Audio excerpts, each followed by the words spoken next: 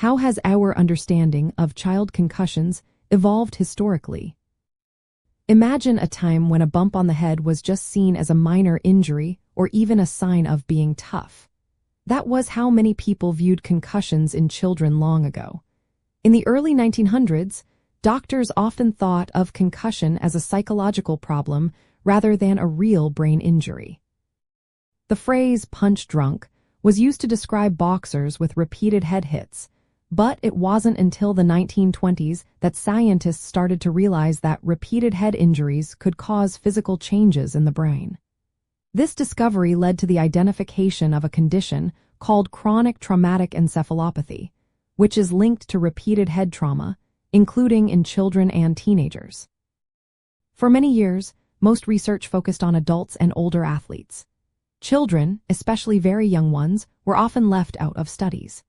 This meant that the tools and guidelines used to diagnose and treat concussions were mainly designed for older children and adults.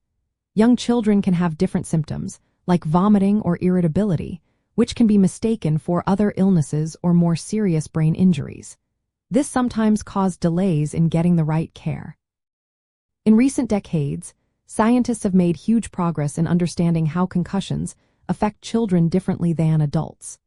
Large international studies have shown that young children may experience longer recovery times and are at higher risk for lasting effects on their thinking, memory, and behavior.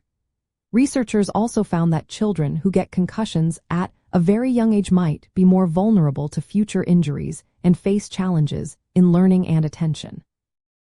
Today, medical guidelines stress the importance of recognizing concussion symptoms early and managing them properly. There is now a focus on creating diagnostic tools and treatment plans tailored specifically for children. For example, children under 5 may have trouble describing how they feel, so doctors look for signs like irritability or vomiting. We also know that children with conditions like attention deficit hyperactivity disorder may need special prevention strategies because they might be more prone to concussions.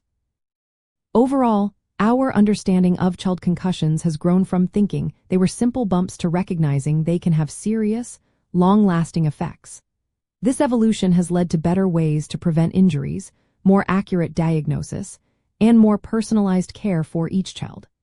It is always important to remember that every child is different, and if a concussion is suspected, parents should consult healthcare professionals for proper assessment and treatment. Ongoing research continues to improve how we protect and support children after head injuries, ensuring they recover safely and fully.